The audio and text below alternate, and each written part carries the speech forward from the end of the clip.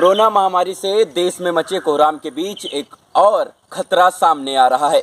दिल्ली और गुजरात में कोरोना संक्रमण को मात देने वाले लोगों को ब्लैक फंगस यानी काली फफूंद का अटैक देखने को मिला है।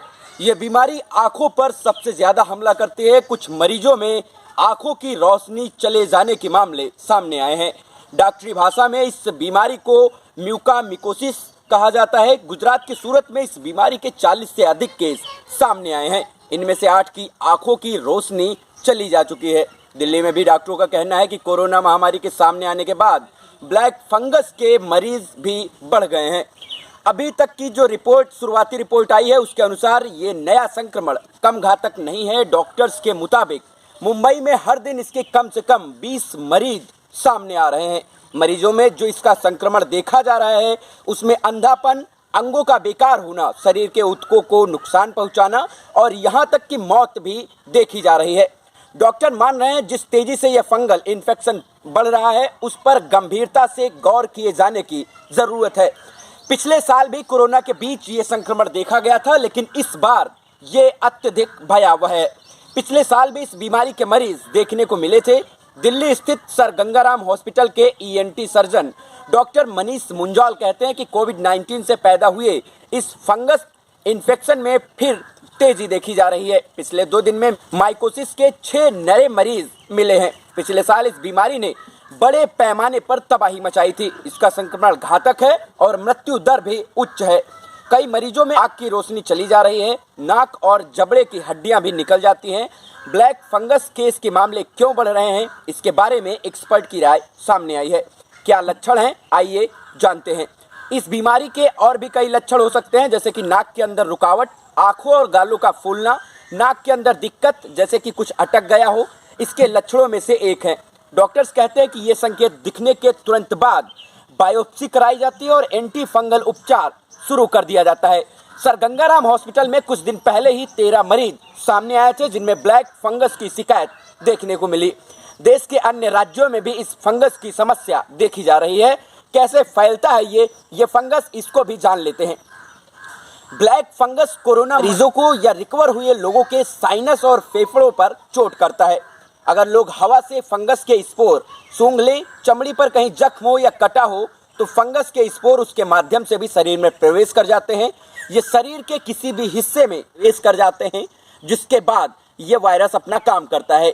अभी इस फंगस से मृत्यु दर 50% बताई जा रही है। अगर मरीजों को जल्द जांच न हो, इसकी जरूरी इलाज शुरू न हो तो जान भी गंवानी पड़ सकती है। इसके लिए हमें बहुत ही सजग रहने की जरूरत है। भारत ने 1990 के दशक से कई महामारियों के प्रकोप देख रहा है, जैसे कि सार्स का प्रकोप, स्वाइन फ्लू का प्रकोप और कोरोना का प्रकोप। लेकिन इनमें कोई भी प्रकोप कोविड-19 जैसा व्यापक और घातक नहीं था। इस वीडियो में हम आपको उन प्रमुख प्रकोपों के बारे में बताएंगे जो भारत ने 1990 के दशक से देखे हैं। सबसे पहले देखते हैं कि महामारी क्या होती है। जब किसी रोग का प्रकोप सामान्य की अपेक्षा बहुत अधिक होता है तो उसे महामारी यानी कि एपिडेमिक कहते हैं। महामारी किसी एक स्थान, क्षेत्र या जनसंख्या के भूभाग पर सीमित होती है। यदि कोई बीमारी दूसरे देशों और दूसरे महाद्वीपों में फैल जाए तो उसे पैंडेमिक कहते हैं।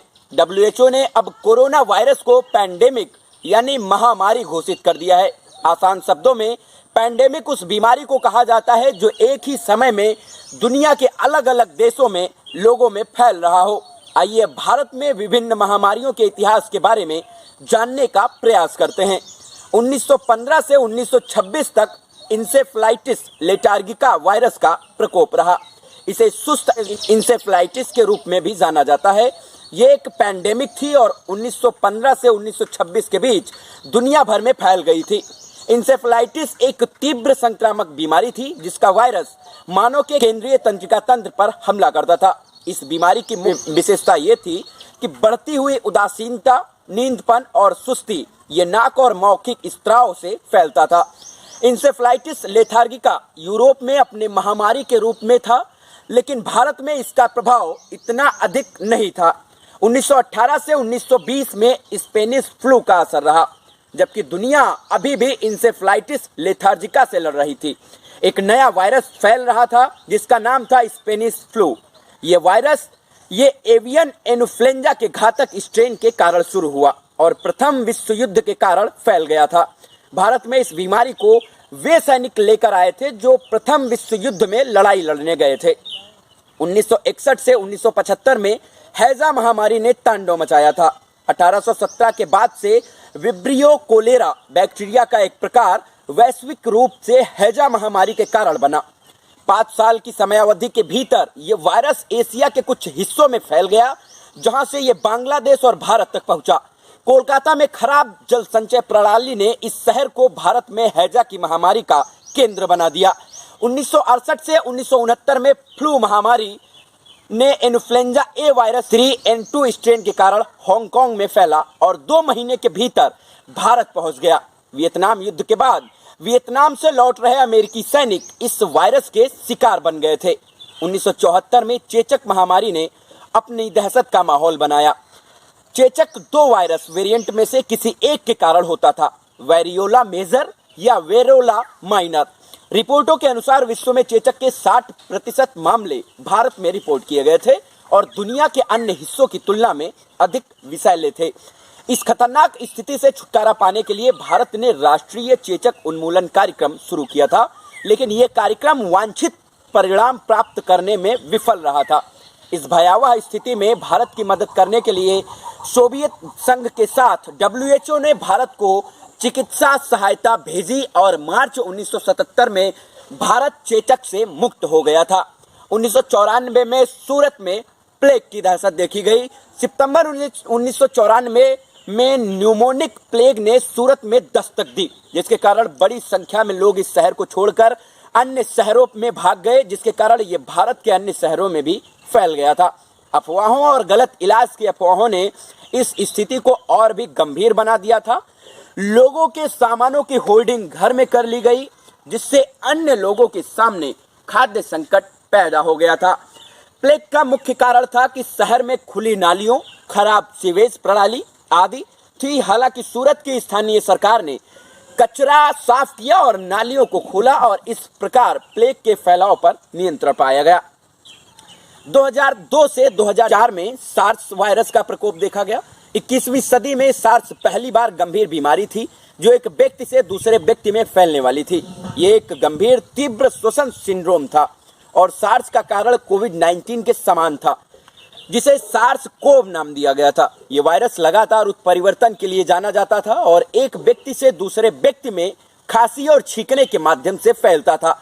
2006 में डेंगू और चिकनगुनिया का प्रकोप सामने आया। डेंगू और चिकनगुनिया का प्रकोप दोनों ही मच्छर जनित विशिष्ट रोग थे और देश के विभिन्न हिस्सों में पानी के ठहराव ने इन मच्छरों के लिए प्रजनन आधार प्रदान किया था। इन्होंने पूरे भारत में लोगों को प्रभावित किया था। इन प्रकोपों के कारण देश के कई हिस्से प्रभावित हुए और राष्ट्रीय राजधानी यानी दिल्ली में सबसे अधिक मरीज सामने आए थे। 2009 में गुजरात हेपेटाइटिस का प्रकोप सामने आया। गुजरात में फरवरी 2009 में बहुत से लोग हेपेटाइटिस बी से संक्रमित थे, जो संक्रमित रक्त और अन्य तरल पदार्थों के शरीर में संचरण के कारण फैला था। ऐसा माना जाता है कि गुजरात के स्थानीय डॉक्टरों ने दूषित और इस्तेमाल किए गए सिरिंज का प्रयोग किया था, जिसके कारण ये रोग फैला था। 2014 से 2015 में उड़ीसा में पीलिया का प्रकोप रहा। उड़ीसा में सितंबर 2014 में पीलिया का प्रकोप देखा गया और इसका मुख्य कारण दूषित पानी था। रिपोर्टों के अनुसार पीने के पानी की पाइपलाइनों में गंदा पानी प्रवेश कर गया था, जो कि इस बीमारी का मुख्य कारण बना था। 2014 से 2015 में स्वाइन फ्लू का प्रकोप रहा। 2014 के अंतिम महीनों के दौरान H1V1 वायरस की कई रिपोर्टें उठने लगी। स्वाइन फ्लू एक प्रकार का इन्फ्लुएंजा वायरस है और 2014 में गुजरात, राजस्थान, दिल्ली, महाराष्ट्र और तेलंगाना वायरस के कारण सबसे अधिक प्रभावित राज्यों में से थे। मार्च 2015 तक कई सार्वजनिक जागरूकता अभियान के बाद भी देश भर में लगभग 33,000 मामले सामने आए और लगभग 2,000 लोगों ने अपनी जान गंवाई थी। 2017 में एन्सेफ्लाइटिस का प्रकोप रहा। मच्छरों के काटने के कारण 2017 में उत्तर प्रदेश के गोरखपुर शहर में सैकड़ों बच्चों की मौत हो गई थी। जापानी इंसेफ्लाइटिस और एक्यूट एन्सेफ्लाइटिस सिंड्रोम से इन बच्चों की मौत हो गई थी। इन दोनों वायरल संक्रमणों से मस्तिष्क में सूजन हो जाती थी, जिसके परिणाम स्वरूप शारीरिक विकलांगता होती थी और कुछ मामलों में मृत्यु भी हो जाती थी। 2018 में निपाह वायरस का प्रकोप रहा। मई 2018 में केरल में चमगादड़ों के कारण संक्रमण शुरू हुआ था।